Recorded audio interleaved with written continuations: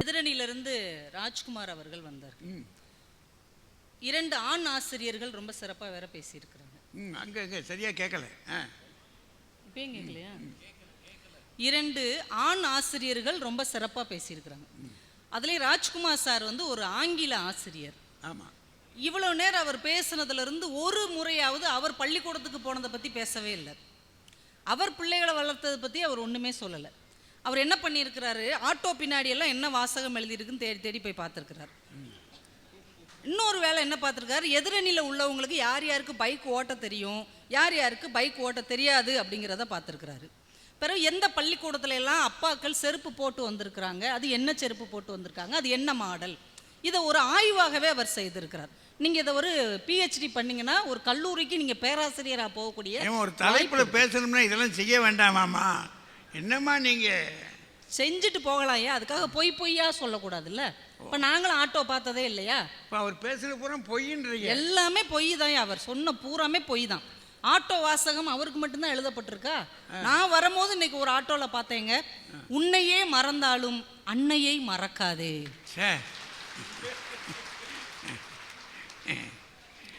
நீங்க பார்க்குற ஆட்டோலாம் இப்படி இருக்கு. உங்களுக்கு ஒரு ஆட்டோ இருந்தா எங்களுக்கு ஒரு ஆட்டோ இருக்காதா? அதானே இருக்கும்யா. அவருக்கு ஒரு பாஷானா எங்களுக்கு ஒரு மாணிக்கம் இருக்கத்தானே செய்வார். இதில் செருப்பே போடாமல் அப்பா வந்து ஒரு ரப்பர் செருப்பு பார்த்தாங்க. நிறைய ஸ்கூலில் அம்மாக்கள் வந்திருப்பாங்க பிள்ளைகளை பார்க்க, ஆனால் வாசலில் ரப்பர் செருப்பு இருக்காது, எந்த செருப்பு இருக்காது. ஏன்னா தான் செருப்பு கூட போடாமல் தன் பிள்ளைகளுக்கு செலவழிக்கிற அம்மாக்களும் இன்றைக்கு வாழ்ந்து கொண்டு இருக்கிறார்கள். அது வெளியில் செருப்பு இல்லாதனால ராஜ்குமார் சாருக்கு தெரியல. இனிமேல் நீங்கள் ஸ்கூலுக்குள்ளே போய் யார் யார் செருப்பு போட்டிருக்காங்க போடலை என்பதையும் நீங்கள் ஆராய்ச்சி செய்தால் நல்லது. இதில் எங்கள் அணித்தலைவி அம்பிகா அவர்களை பார்த்து சொல்கிறார், உங்களுக்கு பைக் ஓட்ட தெரியாது, நீங்கள் பார்த்தீங்களா? நீங்கள் 1 கோடி பே அப்படின்னு அந்த அம்மா சொன்ன மாதிரி நீ பார்த்தியா அப்படின்னு கேட்பாங்களே, நீங்கள் பார்த்தீங்களா? அவங்க கார் ஓட்டிட்டு போகிறாங்கங்க, கல்லூரிக்கு கார் ஓட்டிட்டு போகிற ஒரு பேராசிரியை பார்த்து உங்களுக்கு பைக் ஓட்ட தெரியாது. இதுலேருந்து என்ன தெரியுது, அப்பாவுக்கு ஒன்றுமே தெரியாது. அப்பா உழைப்பார், வேலைக்கு போவார், சம்பாதிப்பார், அதோடு அவர் கடமை முடிந்து விடுகிறது. பிள்ளைகளுக்கு கூறலைன்றீங்க. இல்லை அப்படி சொல்லலைங்க, அப்படிலாம் அப்பாவை நம்ம சொல்ல ஒண்ணுமே தெரியலன்னா அப்ப என்ன அப்பா அர்த்தம்? வீட்டில் நடப்பதை பற்றி அப்பாவுக்கு தெரியலைங்க. அவங்க சொன்னாங்க, நந்தினி 600க்கு 600 மார்க் எடுத்தாங்க, அவங்க அப்பா கூலி வேலை செய்கிறாங்க, காலையிலே வேலைக்கு போயிடுவார், இரவு தான் திரும்பி வருவார். அப்போ அந்த 24 மணி நேரத்திலே ஒரு நோயாளி தாய் தான் தன் பிள்ளையை வளர்த்து இவ்வளவு வசதிகளையும் அந்த சின்ன வீட்டுக்குள் செய்திருக்கிறாள் என்பதுதான் அவர் சொல்லாத உண்மை. அதனால தான் சொன்னது பொய்யின்னு, சொல்லாதது தான் உண்மை. நம்ம அதை தாங்க பார்க்கணும். பிரக்ஞானந்தாவை பற்றி சொன்னார். ஒரு அழகான ஒரு புகைப்படம் போட்டிருந்தாங்கய்யா. பிரக்ஞானந்தாவும் கால்சனும் நார்வேல செஸ் விளையாடிட்டு இருக்கிறாங்க உள்ள ஒரு அறைக்குள்ள. அந்த அறை வாசல் இருக்கு இல்லையா, கதவுக்கு வெளியில 2 அம்மாவும் உட்காந்துருக்காங்க, ஒரு வெள்ளைக்கார அம்மா, நம்ம தமிழ்நாட்டு அம்மா. இந்த புகைப்படத்தை போட்டுட்டு எழுதியிருக்கிறாங்க, உள்ளே 2 மகன்கள், வெளியே 2 அம்மாக்கள். அப்பாக்கள் சம்பாதிக்கிறார்கள், அம்மாக்கள் தான் பிள்ளைகளை சாதனையாளர்களாக மாற்றுகிறார்கள் என்று எழுதுவோம். நாங்க அப்பா சம்பாதிக்கலன்னு சொல்லலையே, சம்பாதிச்சதுனால தானே அவர் மாற்ற முடியுது. சம்பாதிச்சா மட்டும் பிள்ளைங்க உயர்ந்துருவாங்களா? சம்பாதிச்சா மட்டும் பிள்ளைங்க வளர்ச்சி அடைந்துருவாங்களா? அவங்களுடைய அறிவை, அவங்களுடைய உடல் நலத்தை, அவங்களுடைய புத்தியை ஒருநிலைப்படுத்துகிறது அம்மாவா தானங்கய்யா இருக்கும். அப்பாவுக்கு இதுல பங்கு இல்லைங்க. அவர் ரொம்ப பிஸியா இருக்கிறார், அவருக்கு நிறைய வேலைகள் இருக்கிறது. இதுல ஒரு அப்பாவை பத்தி சொல்றார், அம்மா வந்து 2.25 லட்சத்துக்கு பையனுக்கு பைக் வாங்கி கொடுத்துக்கிறான். இது கூட தெரியாட்டி அவர் என்ன அப்பா? ஏங்க, ஒரு அம்மா அக்கௌண்ட்ல இருந்து 2.25 லட்சம் ரூபாய் எடுத்துறியே, நான் 2000 ரூபாய் எடுத்தாலும் என் வீட்டுக்காரர் கண்டுபிடிச்சிடுறாரு. அம்மா முகத்தை பார்த்து ஏமாந்து போனாருமா. ஏடிஎம் என் வீட்டுக்காரர் வச்சுக்கிட்டு நான் 2000 ரூபாய் எடுத்தாலும் எதுக்கு 2000 ரூபாய் எடுத்த அப்படின்னு கேட்கிறாரு. அந்த அப்பா 2.25 லட்சம் ரூபாய் எடுத்தது கூட தெரியாம இருக்கிறாருன்னா இவர் எப்படி பிள்ளைகளை வளர்ப்பார்?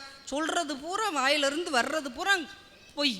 அப்பா கண்டிச்சு பலார்னு அடிச்சிருவாரான், அவன் காலில் விழுந்து மன்னிப்பு கேட்பானா? எந்த தேசத்துல இருக்கான் அப்படி ஒரு பிள்ளை?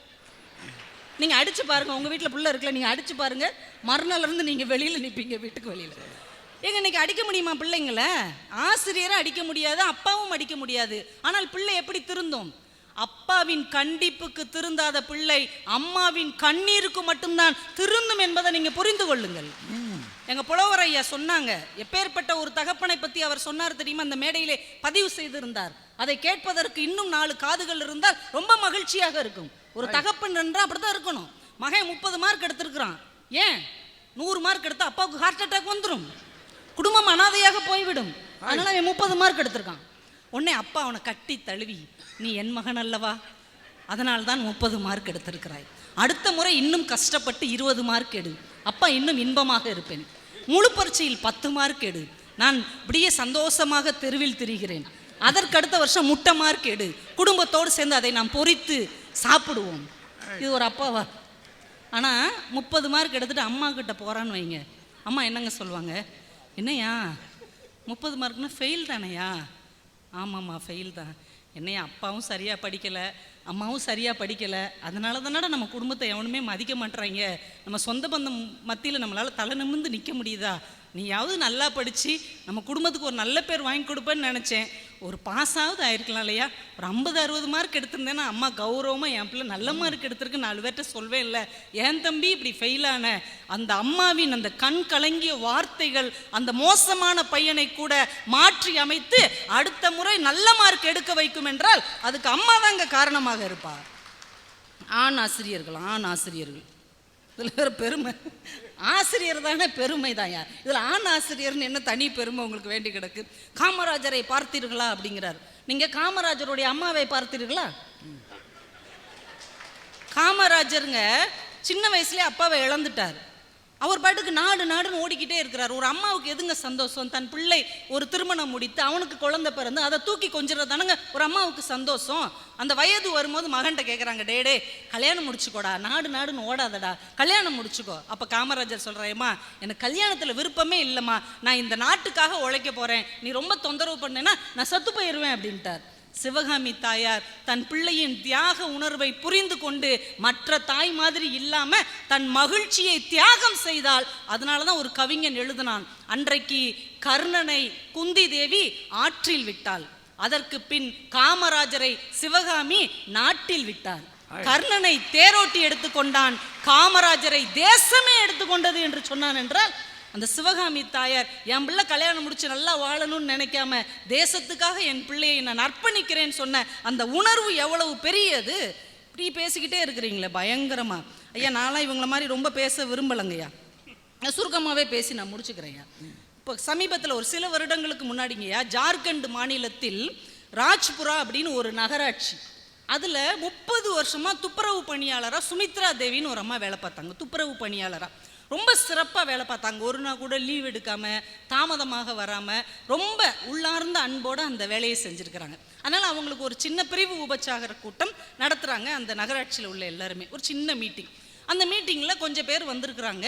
மீட்டிங் தொடங்குற நேரத்தில் திடீர்னு பீகார் மாநிலத்தில் இருக்கிற ஒரு மாவட்ட ஆட்சியாளர் திடீர்னு வந்து சேர்றார். என்னடா இந்த மீட்டிங்க்கு கலெக்டர் வர்றாரு அப்படின்னு எல்லாம் பதட்டமாகறாங்க. அவர் வந்து உட்காந்துருக்கிறார்.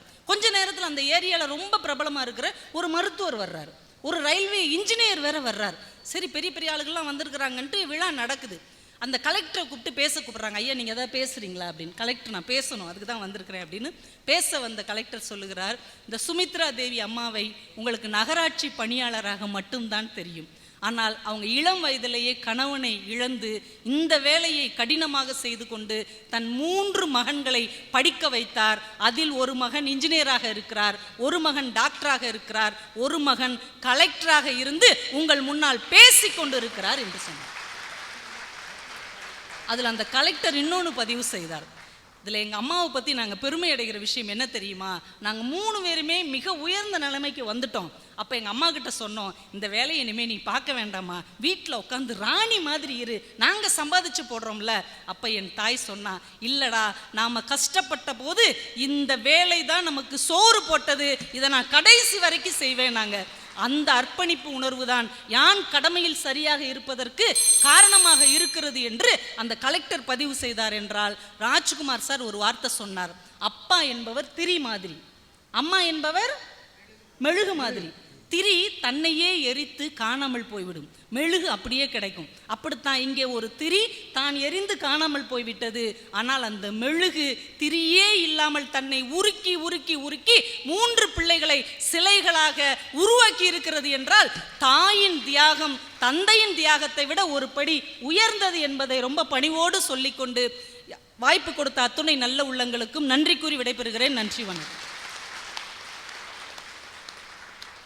எவ்வளவு சாதாரணமான தொழிலில் இருந்த தாய் யாரை படைச்சிருக்காக பாருங்க. கலெக்டரு, டாக்டரு, அப்புறம் யாருமா, இன்ஜினியர், பொறியாளர். இப்போ எவ்வளவு தூரத்துக்கு அந்த அம்மா தன்னை உடுக்கி உருக்கி இந்த பிள்ளைகள் முன்னேறுவதற்கு பாடுபட்டு இருக்கும். 3 பெரிய படிப்பு, அது சாதாரண விஷயம் இல்லை. அப்படியெல்லாம் தாய்மார் இருக்கிறாங்க, அதை தெரிஞ்சுக்கங்க அப்படின்னு அழுத்தம் திருத்தமாக செய்தியை வச்சிட்டாங்க. தாய்மார்கள் கட்சி கொஞ்சம் கடுமையாக தான் இருக்குது. நான் கூட இங்கே கைதட்டு விழாதுன்னு நினச்சேன். தாய்மார்கள் பேசுகிற போது அவங்களுக்கு கைதட்டு நிறையா கிடைக்குது. அவங்க கட்சியும் கொஞ்சம் கிட்ட நிற்கிது. என்ன நெருக்கடி, இப்போ கடைசியாக வர்ற ஆள் வில்லங்கமான ஆள்.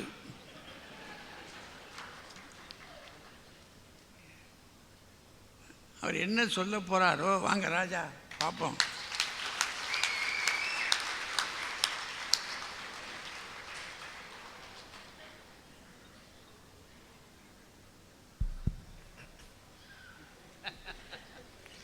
பட்டிமன்ற நடுவர் தமிழறிஞர் அவர்களே, 2 அணிகளையும் சார்ந்த அறிஞர் பெருமக்களே, மாவட்ட ஆட்சியர் அவர்களே, டிஆர்ஓ ஐயா அவர்களே, மிக சிறப்பாக எங்களை கவனித்துக் கொள்கிற கரூர் மாவட்ட வருவாய்த்துறை சார்ந்த அத்தனை அதிகாரிகளே, பெருந்திரளாக இங்கே வருகை தந்து இந்த நெருக்கடியான இடத்திலையும் நின்று அமர்ந்து கேட்டுக்கொண்டிருக்கக்கூடிய கரூர் மாவட்ட சுவைஞர் பெருமக்களே, உங்கள் அத்தனை பேருக்கும் என்னுடைய அன்பான வணக்கத்தை தெரிவிக்கிறேன். ஏற்கனவே பாதி கேட்க மாட்டேங்குது. மைக்காரர் எங்களை பார்த்து சிரிக்கிறார். இதில் எனக்கு ஒரே ஒரு விஷயந்தான் கேட்டது, எங்கள் அணி முழுக்க பொய் சொல்கிறாங்கன்ற. அப்படின்னு சொல்கிறாங்க. நாங்கள் 3 பேருமே பொய் சொல்கிறதுல பிஹெச்டி வாங்கின ஆளுங்க. அதில் பெரிய பிஹெச்டி முதல்ல இருக்கிறாரு, நடுவில் இருக்கிறவர் சின்ன பிஹெச்டி. நான் இப்போ தான் படிச்சுக்கிட்டு இருக்கிறேன். ஆண்களை பற்றி குறைவாக பேசுவது என்பது இப்போ பெண்களுக்கு வாடிக்கையாகவும் வேடிக்கையாகவும் போய்விட்டது. சமீபமாக இப்போ பேசிய கவிதா ஜவஹர் அதற்கு விதிவிலக்கு இல்லை. அவர் சொன்னதில் ஆட்டோவில் எழுதி போட்டதை பார்த்தது இயல்பு, அது உண்மை. அடுத்தது ஒரு கல்லூரியில் ரப்பர் செருப்பும் உண்மை. அதை பேசினா அதுக்கு மறுப்பு சொல்லணுமே தவிர இவர் ஏன் பள்ளிக்கூடத்துக்கு போனதை பற்றி சொல்லலைன்னு அவங்க கேட்குறாங்க. இப்போ தலைப்பு அதுவா? இவர் பள்ளிக்கூடம் போனாரா, அட்டண்டன்ஸ் எடுத்தாரா, மத்தியானம் சத்துணவு போட்டாரா, காலையில் காலை உணவு போட்டாரா, இல்லை பயல்களை அவ்வப்போது கூப்பிட்டு கண்டிச்சு, அதெல்லாம் கேள்வி கிடையாது. அவர் என்ன பார்த்தாரோ அதை சொன்னார். அதுக்கு பதில் சொல்லாமல் அவங்க பார்த்த ஆட்டோவில் ஒருத்தர் எழுதி போட்டிருக்கானா, உன்னையே மறந்தாலும் அன்னையை மறக்காதேன்னு. அதாவது டாஸ்மாக்குக்கே போனாலும், ஏன்னா அதுதானே உன்னையே மறக்கிறது, நிதானம் இல்லாமல் போனாலும் அன்னையை மறக்காதே. ஏன் உங்களுக்கு வேற நல்ல விஷயமே கண்ணில் படலையா? இப்படியெல்லாம் கேள்வி கேட்டால், இப்போ அந்த முன்னாடி பேசினாங்களே குறுஞானாம்பிகாவுக்கு பைக்கு ஓட்ட தெரியாதுன்னு அவர் சொன்னார். உடனே அவங்க கார் ஓட்டுவாங்க, அவர் கார் ஓட்டுவாங்க நான் கேட்டாரா? என்ன கேள்விக்கு என்ன பதில் சொல்றதுன்னே இல்லாமல் நீங்கள் இப்போ அவங்கள கேளுங்க, உங்களுக்கு பைக் ஓட்ட தெரியுமாம்மா? தெரியுமா? டிராக்டர் அவங்க வரிசையை கேட்டுக்கிட்டே போ. அவங்க ஹெலிகாப்டர் பழகிக்கிட்டு இருக்காங்க. ஹெலிகாப்டர் பழகிருக்காங்க. அது அடிச்சு விடுறதுன்னா 1000 அடிச்சு விடலாம்ல. இப்போ எனக்கு கூட தான் தெரியும் எல்லா வண்டியும் ஓட்டுறதுக்குன்னு சொல்லிக்கலாம்ல. குடும்பத்தில் இந்த ஊர் வந்து இந்த ஆழ்துள கிணறு போடுற ஊர் தானே. நிறைய இந்த டீப் வெல் போடுறதுல நிறைய லாரிகள் இந்த ஊரில் இருக்கும். கரூரில் எங்கே தண்ணி இல்லையோ அங்கெல்லாம் டீப் வெல் போடுறதுக்கு இங்கேருந்து தான் போவாங்க, கரூர்காரங்க தான் போவாங்க. அதில் வேலை செய்கிறவங்க அது வந்து 2வது தெருவில் அது இருக்குன்னா இந்த தெருவில் தூங்க முடியாது அந்த சத்தம். ஆனால் அதில் வேலை செய்கிற ஆண்கள் இருக்காங்களே, அவன் அதில் அங்கன ஓரமாக உட்காந்து படுத்து தூங்கிட்டு இருப்பான். இவ்வளவு சத்தத்துக்கு இடையேயும் அவன் எவ்வளவு அலுப்பு இருந்தால் அதில் தூங்குறான்னு புரிஞ்சுக்கிட்டீங்களா? எவ்வளோ அலுப்பு இருந்தால் அதில் தூங்குவான். அப்படியெல்லாம் கஷ்டப்படுத்தாமல் அவன் பிள்ளைகளுக்காக பாடுபடுறான். நீங்கள் நோகாமல் வீட்டில் உட்காந்து ஆண்களை பற்றி கேவலமாக பேசுகிறீங்க.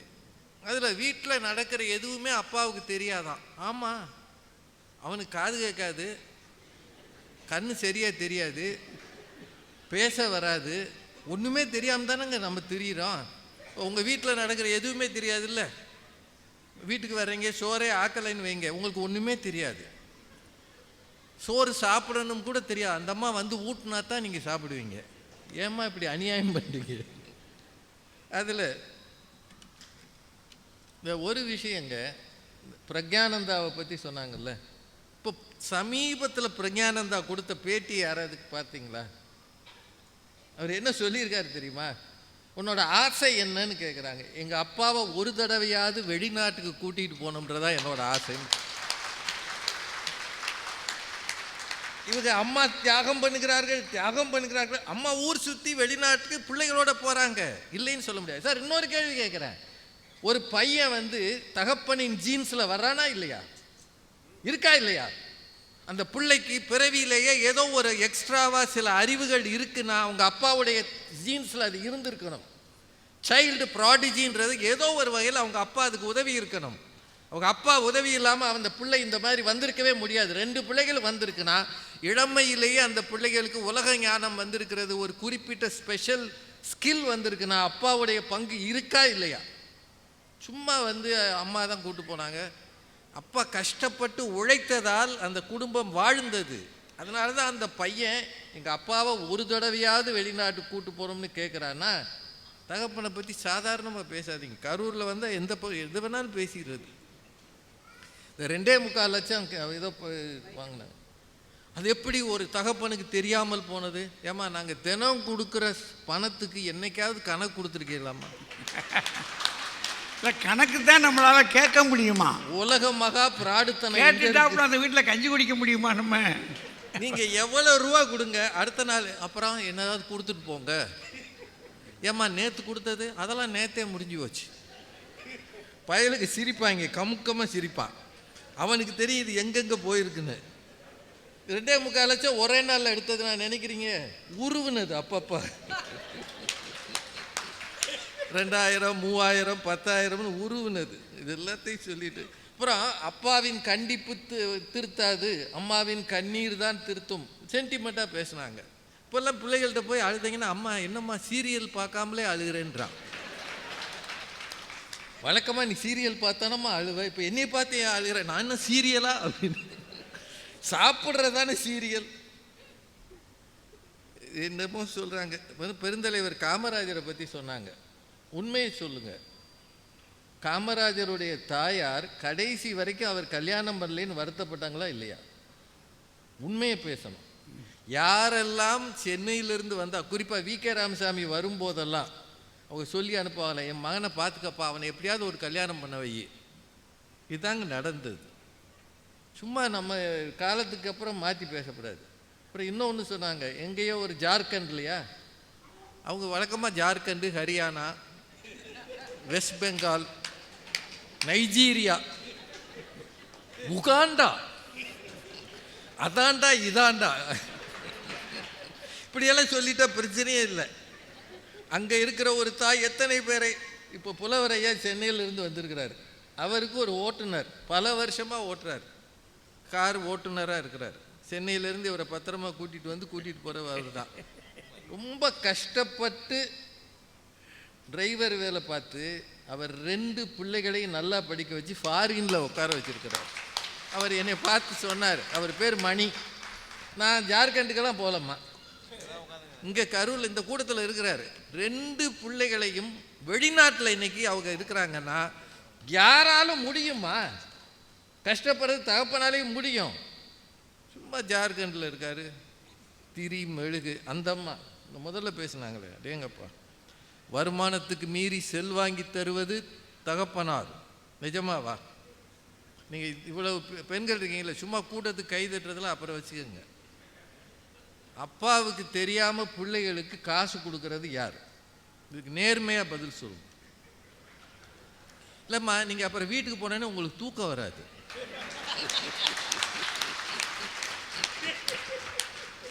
நம்ம ஒரு பொது இடத்துல போய் சொல்லிட்டோமே, அதாவது கண்ணீர் விடுகிற தாயாக இருந்தால் தூக்கம் வராது. இப்போது வாட்ஸ்அப்லேயும் ஃபேஸ்புக்லேயும் ஒரு செய்தி சமீபத்தில் வந்தது. வடநாட்டில், அதே வடநாடு தான்மா, உங்கள் ஜார்க்கண்டு.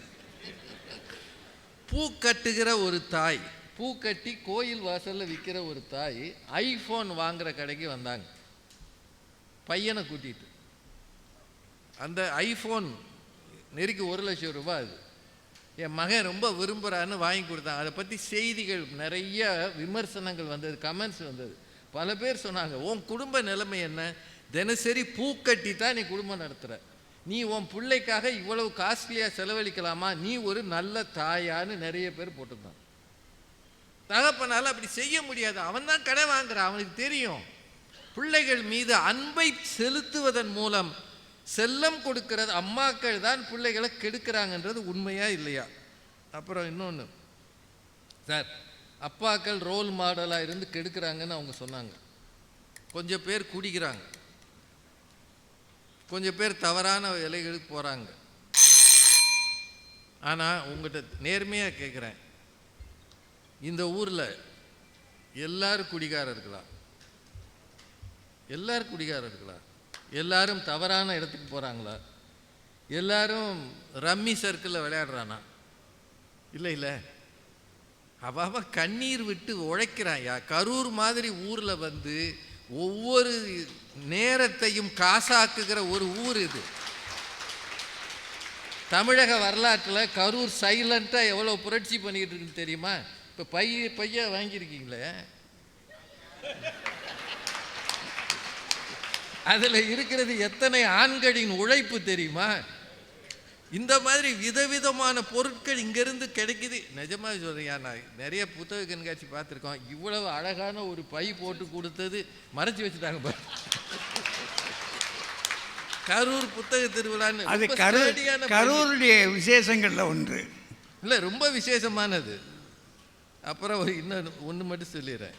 இந்த பேரண்ட்ஸ் மீட்டிங்கு போகிறது ஆண்களா பெண்களான்னு ஒரு கேள்வி வந்தது. அந்த பெண்கள் தாங்க அதிகம் போவாங்க. அதுக்குன்னு ஒரு மேக்கப் போட்டு அடிக்கடி நான் ஸ்கூலுக்கு போகிறேனே, எனக்கு ஒரு 2 சாரீ வாங்கி தரீங்களா? இதெல்லாம் முன்னாடி காலம். சாரீ வாங்கி தர்றீங்களா? அது முன்னாடி காலம். இப்போ ஆன்லைனில் ஆர்டர் பண்ணி அது வந்து வீட்டில் பொத்து பொத்துன்னு விழுந்து அதை திரும்பி ரீபேக் பண்ணி நம்ம அனுப்பி, ஏன்னா ஆன்லைனில் ஆர்டர் பண்ணும்போது அழகாக தெரியும், வீட்டுக்கு வந்த பிறகு கேவலமாக இருக்கும். அதாவது மேக்கப் கலைத்த மணப்பெண் மாதிரி இருக்கும் அது. இதை திருப்பி அனுப்பி விட்டு இவ்வளவும் பண்ணுறது யார்? தயவுசெய்து சொல்லுங்கள். ஒன்று மட்டும் சொல்லி நிறைவு செய்கிறேன். அப்பாவின் குறைகளை அப்படியே ஏதாவது 1-2 இருந்தால் பிள்ளைகள் முன்னாடி சொல்லுகிற தாய் பிள்ளைகளுக்கு நல்ல வழி காட்டுபவரா? இந்த கேள்வியை நீங்கள் எல்லாரும் கேட்டுக்கணும். அப்பாவிட்ட ஏதோ ஒரு குறை இருக்கு, அப்பன் தவறு பிள்ளைக்கு தெரிந்தால் அவனுக்கும் வெட்கம் இல்லை அப்படின்னு ஒரு பாட்டு இருக்கு. தனக்கும் தன் கணவனுக்குமான நெருக்கடிகளை பிரச்சனைகளை பிள்ளைகள் முன்னால் போட்டு உடைக்கிற தாய் பிள்ளைகளுக்கு நல்ல வழி காட்டுறவங்களா? யோசிச்சு பாருங்க. இதெல்லாம் தகப்பன் தான் உலகம் சுற்றி வருபவன். உங்களால் போய் ஒரு பள்ளிக்கூடத்தில் அட்மிஷன் வாங்க முடியுமா? அப்பா துணை இல்லாமல் ஒரு அட்மிஷன் போக முடியுமா? இல்லை எங்கேயாவது ஒரு இடத்துல பொது இடத்துல போய் நிற்க முடியுமா? தந்தை என்கிறவன் தான் உலகிற்கு நம்மை தந்தவன். அப்பாவுடைய ஜீன்ஸில் தான் அது இருக்குது. யுவன் சங்கர் ராஜான்னு ஒரு மிகப்பெரிய இசையமைப்பாளர், இன்னைக்கு இளைஞர்களின் ஹார்ட் த்ராப். இளையராஜா என்கிற இசை மேதை இல்லை என்றால் இப்படி ஒரு பெரிய வளர்ச்சி இருந்திருக்காது. இளையராஜான்றவர் தான், அவருடைய ஜீன்ஸில் வந்தவர் தான் யுவன் சங்கர் ராஜா. யோசிச்சு பார்த்தீங்கன்னா எத்தனையோ இருக்குது. ஆண்கள் தான் நேரடியாக அவனுக்கு சொல்ல தெரியாது, அதான் பிரச்சனை. கண்ணீர் விட தெரியாது, பேச தெரியாது. ஆனால் அவர்கள் காட்டுகிற அன்பும் அக்கறையும் இருக்கிறதே, அதுதான் பிள்ளைகளுக்காக தன்னை உருக்கி கொண்டு உழைப்பது. ஒரு நாளும் சுயநலம் இல்லாமல், அம்மா சொல்லி காட்டுகிற அளவு சொல்லி காட்டாமல் சைலண்டாக இயங்குபவர்கள் தகப்பன்மார் தான். அவங்க தான் ஒழுக்கத்தின் அடையாளம், அவங்க தான் ஞானத்தின் அடையாளம், அவங்க தான் உயர்வின் அடையாளம். அம்மா உடலை வளர்க்கிறார், அப்பா அவன் உயர்வை தீர்மானிக்கிறார் என்று சொல்லி மிகவும் இனிமையாக கேட்ட உங்கள் அத்தனை பேருக்கும் நன்றி சொல்லி வணங்கி விடைபெறுகிறேன். நன்றி, வணக்கம். கரூர் மக்களை ரொம்ப பாராட்டணும். இவ்வளோ நேரமாக காத்திருந்தது மட்டுமல்ல, கவனித்து கேட்டது மட்டுமல்ல, என்னதான் முடிவுகளை சொல்கிறாங்க கேட்டுட்டு போவோம் அப்படின்னு பொறுமையாக உட்காந்துருக்கிறீங்க பாருங்கள். முதல்ல உங்களுக்கு வாழ்த்து சொல்லிக்கிறேன். அதில் மாவட்ட ஆட்சியர் அவர்கள், அது மட்டுமல்ல, அவர் எங்களுக்கு கூட்டத்தை தொடங்கி வச்சிருக்கக்கூடிய அவர் இருக்காரு, இவங்க எல்லாம் சேர்ந்து வருவாய்த்துறை கோட்ட ஆட்சியரா இவங்களெல்லாம் உட்கார்ந்து இருந்து கேட்கிற இந்த காட்சி இருக்கு பாருங்க, ஒரு தனிப்பட்ட முறையில் ரொம்ப அருமையாக செய்திருக்கிறாங்க. ஒன்று, வந்தவங்களுக்கெல்லாம் புத்தகத்தை கொடுத்துருக்காங்க, அருமையான புத்தகத்தை. ரெண்டாவது, இங்கேருந்து வீட்டுக்கு போகும்போது ஒரு பையை தூக்கிட்டு போகும்படி. அதனால் இன்றைக்கி பேச்சாளர் பெருமக்களுக்கெல்லாம் ரொம்ப சந்தோஷம். அதுக்கு காரணம் இங்கே இருக்கக்கூடிய குவாரியில் இருக்கக்கூடிய பெரியவங்க, இந்த அரசு துறை சார்ந்த அறிஞர்கள் எல்லாருமாக சேர்ந்து இதை செய்திருக்கிறாங்க. எல்லாருக்கும் எங்களுடைய வாழ்த்துக்கள்.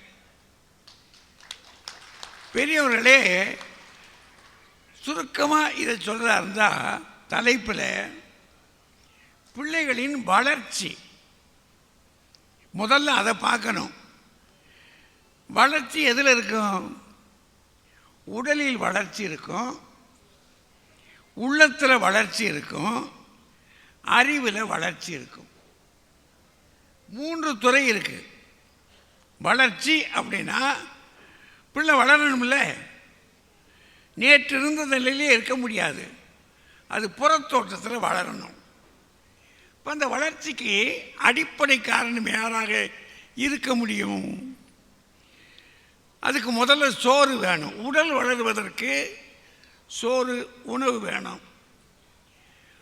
உணவு சம்பாதிச்சு கொடுக்கறது அப்பா, சமைச்சு கொடுக்கறது யாரு? நாவுக்கு ருசியாக கொடுக்கறது யாரு?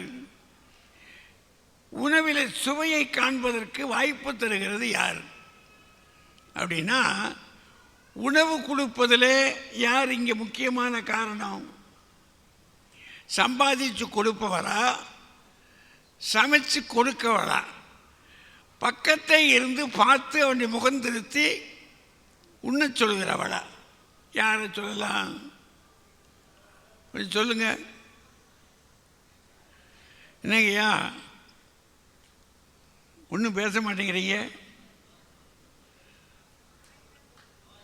சம்பாதிச்சு கொடுக்குறவர் தகப்பேன்.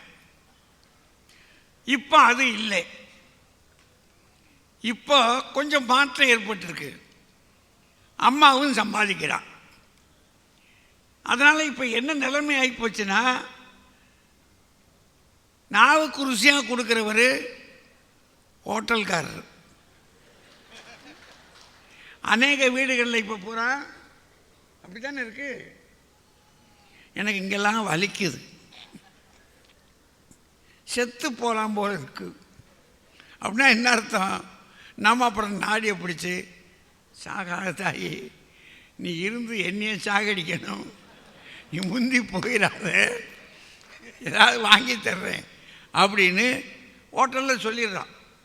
ஆனால் பொதுப்படையாக நாம் உலக வழக்கம், நம்ம வசதி படைத்தவர்களை பற்றி விட்டுருங்க, நம்முடைய கிராமத்தில் இன்றைக்கும் கூட கிராம பகுதிகள்லையும் நகர்ப்புற பகுதிகள்லையும் பார்த்தா சாப்பாட்டுக்கு காரணமாக இருக்கிறது அம்மா தான். அப்படின்னா உணவால் உடல் வளருது. உடல் வளர்ச்சிக்கு யார் காரணம்? சரி, உடல் வளர்ந்துருச்சுன்னா உள்ளம் வளரணும். உள்ள வளர்ச்சிக்கு யார் காரணம்னு சொல்கிறாங்க அப்படின்னா, ஈன்று புறந்தருதல்னு சொன்னா பார்த்தீங்களா, அவங்க சொன்னாங்கல்ல, அதில் இவங்க எதை விட்டுட்டாங்கன்னா இந்த புறந்தருதல் அப்படின்றதுக்கு அதுதான் அதில் ரொம்ப முக்கியமான விஷயம். தலைக்கடன் கூட இல்லை. புறந்தருதல்னா இந்த உலகத்திற்கு கொடுப்பது. அவன் வீட்டுக்குள்ளே வச்சுக்கிறது இல்லை. பிள்ளையை பற்றி அவனை ஒரு சரியான மனிதனாக இந்த உலகத்துக்கு கொடுக்கிறான். புறம் உலகத்திற்கு கொடுப்பது யார் அப்படின்னா நான் தான். அது என்னுடைய தலைமையான கடன் அப்படின்னு சொன்னது மட்டுமல்ல, அவனை கவனிச்சுக்கிட்டே இருக்கிறான். அவன் எப்படி இருக்கான், தான் போட்ட முதல் எப்படி இருக்கிறது, தன்னுடைய விளைச்சல் எப்படி இருக்கிறது, இதை கவனிச்சுக்கிட்டே இருக்கிறான். அதனால தான் சான்றோன் என கேட்டதாய் திருவள்ளுவர் அங்கே சொன்னார் பார்த்தீங்களா. இது எதுக்காக அவன் கேட்குறான்னா, நான் வளைத்தது சரிதானா என்பதை அவ பார்த்து கொண்டே இருக்கிறாள் அப்படின்றதுக்காகத்தான் அப்படி போடுறாங்க. அப்படின்னா இதை பார்க்குற போது தாய்க்கு ஒரு பங்கு இருக்கிற மாதிரி தெரியுது இல்லையா? அவ்வளோதானா? இதோடு நிறுத்திடலாமா? தாய்க்கு ஒரு பங்கு இருக்குது, அவ்வளோதான். இதை ஏன் அப்படி சொல்கிறான்னா, அவன் ஒரு பள்ளிக்கூடத்துக்குள்ளேயே கிடக்கிறான். தாயினுடைய வயிறு இருக்கு பாருங்க, அங்கேயே ஆணும் சரி பெண்ணும் சரி படிக்க ஆரம்பிச்சிடுறாங்க. தாய் வயிற்றுக்குள்ளேயே கருவிலேயே படிக்காருங்க. கருவிலே திருவுடையார்னு சொல்கிறாங்க, கேட்டு கேள்விப்பட்டிருக்கீங்களா? இந்த திருவுடையார் இதுதான். வயிற்றில் இருக்கும்போதே அதுக்கு ஏதாவது சான்று இருக்கா கேட்கலாம். அபிமன்யு ஒரு சான்று. அபிமன்யு படிச்சிருக்கீங்களா? மகாபாரதத்தில் பிரகலாதன் ஒரு சான்று. பிரகலாதன், அபிமன்யு இவங்களாம் சான்று. எங்கே தாய் வயிற்றிலேயே படிச்சுக்கிட்டாங்க. சொல்லி சொல்லி சொல்லி சொல்லி சொல்லி அவர் சொல்ல சொல்ல சொல்ல மிகப்பெரிய இந்த வயலின் ஆசிரியர் மாண்டலின் சீனிவாசன் இல்லை இன்னொருத்தருமா, குன்றக்குடி வைத்தியநாதன் இல்லை இன்னொருத்தர், சரி பாலமுரளி கிருஷ்ணா, இவங்கெல்லாம் தாய் வயிற்றில் இருக்கும்போது கற்றுக்கிட்டாங்களாம். அப்படின்னா கல்வி என்பது தாய் வயிற்றில் இருக்கும்போதே தொடங்கிறது மட்டும் இல்லை, பண்படுகிறார்கள், உள்ளத்தால் பண்படுகிறார்கள். அதனால தான் என்ன செய்யறான், ஒரு அப்ரஹாம் இங்கன்னு சொல்கிறாரு, எனக்கு ஏதாவது நல்ல குணங்கள் இருக்கும் என்று சொன்னால் அவை அத்தனைக்கும் என் தாய்க்கு நான் கடமைப்பட்டிருக்கிறேன். அப்படின்னா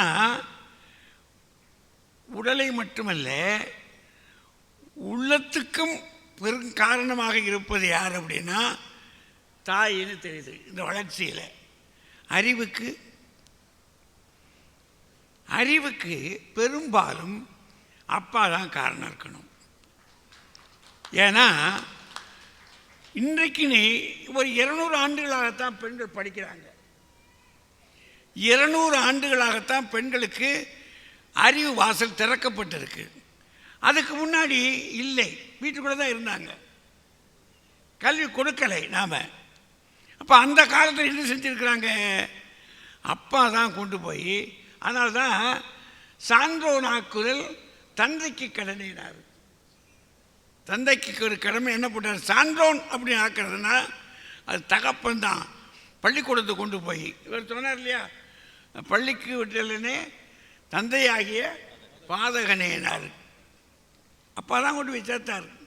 இப்போ என்னையெல்லாம் எங்கள் அப்பாவும் சேர்க்கலை, எங்கள் அம்மாவும் சேர்க்கலை.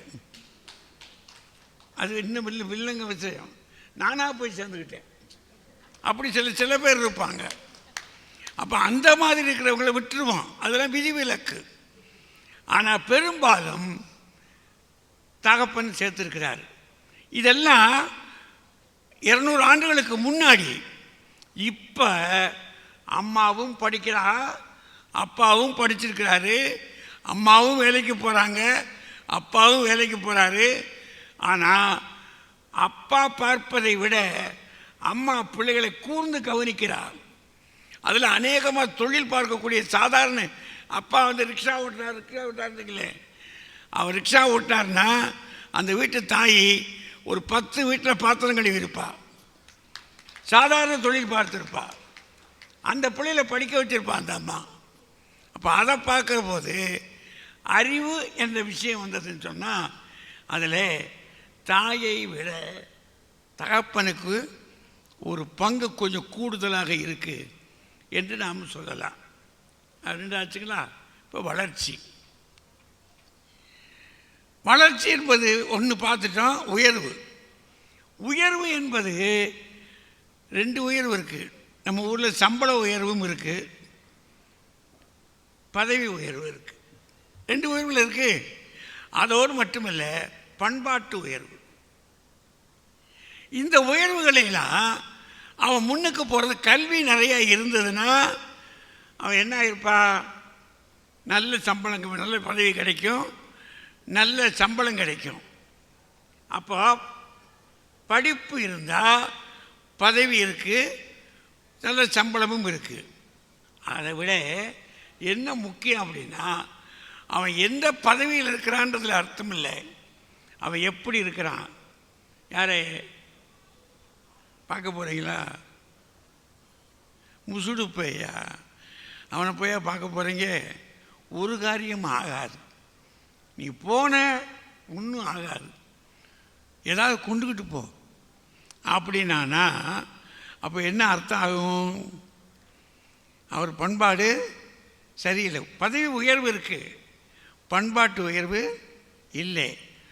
இந்த மனுஷன்யா, அவன் மனுஷன்யா, போனால் எப்படி மனுஷனாக இருக்காயா, காரியம் கிடுக்கிடுன்னு ஓடுதியா, என்னால் பதவியில் இருக்கணுமியா அப்படின்னு சொன்னால் பண்பட்ட மனிதனாக இருக்கான் பார்த்தீங்களா, அது உயர்வு. பதவி உயர்வு என்பதை விட பண்பாட்டு உயர்வு ரொம்ப பெரிது. இந்த பண்பாட்டு உயர்வுக்கு யார் காரணமாக இருப்பா? யோசித்து பாருங்க. எப்போது உள்ளத்திற்கு தாய் காரணமாக இருக்கிறாளோ, எப்போது நம்முடைய நாவிலே மொழியை கற்றுக் கொடுப்பதற்கு தாய் காரணமாக இருக்கிறாளோ, எப்போது நாம் நடப்பதற்கு தாய் காரணமாக இருக்கிறாளோ, வாழ்க்கையில் வெளிப்புறத்தில் நடப்பதற்கு மட்டுமே தாய் காரணம் அல்ல, நல்ல நடை, நன்னடை அப்படின்னு சொல்கிறாங்க பாருங்க, அந்த நடையே ஒழுக்கம், பண்பு, இவையெல்லாம் அடிப்படையாக இருப்பதற்கு காரணம் யார் அப்படின்னா, யோசித்து பாருங்க. 2 விஷயம் உங்களுக்கு சொல்லலாம். ஒன்று, அது பெரும்பாலும் நமக்கு ராமாயணத்தை, கம்பராமாயணத்தை படித்தீங்கன்னா, நான் கம்பனை தான் சொல்கிறேன், ஒரு சில வரி அதில் பார்த்தீங்கன்னா, தசரதனை நீங்கள் பார்க்குற போது எப்படி இருக்கிறான்? ராமனை நேசிக்கிறான், பரதனை ஏசுகிறான். பரதன் குற்றவாளியாக இருந்தான், அவசரப்பட்டு சாபக்கணக்கில் போய் மாட்டிக்கிட்டு தகப்பன் தன் பிள்ளையை ஏசுகிறான். ஆனால் அவ்வளவு நெருக்கடி இருந்தாலும் அவன் சுமித்திரையை பாருங்க, அவன் காட்டுக்கு போகிறேன்னு சொன்ன உடனே, டேய் தம்பி மாதிரி போகாதே, வேலைக்காரன் மாதிரி போ அவன் கூட, ராமன் கூட அப்படின்னு தாய் சொல்லித்தர்றான். அடியரின் ஏவல் செய்தி என்றான், தம்பி எனும் படி என்று அடியரின் ஏவல் செய்தி அப்படின்னா. அவன் அப்படி சொன்னால கையை பரதனை பார்த்து என்ன சொல்கிறா, அடே அப்பா 1000 கோடி அமர்வுகள் அவரோ தெரியும் நம்மான்றான். அப்படின்னா யோசித்து பாருங்க, வீட்டில் இருக்க பெண்ணு பண்பற்றவளாக இருக்கா, அவளுடைய பண்பாடு பிள்ளைகளை ஆக்கும், நல்லபடியாக ஆக்கும் இதை பார்க்குற போது படிக்கிற போது என்ன தெரியுதுன்னா, தகப்பன் குறை உள்ளவன் என்று தள்ளிவிட முடியாது, உயர்ந்தவன்தான். ஆனாலும் உலகத்தை அளாவி வருகிற அவனுடைய பணியை விட தாயினுடைய பணி கொஞ்சம் அதிகமாக இருப்பதனாலே பிள்ளைகளின் வளர்ச்சியிலும் உயர்விலும் கொஞ்சம் அதிகமான கணக்கெடுத்துக் கொள்கிறது. தகப்பனை விட தந்தையை விட தாய்க்கு ஒரு பங்கு கூட இருக்கிறது. என் தாயை நினைத்து நான் இந்த தீர்ப்பை தருகிறேன்.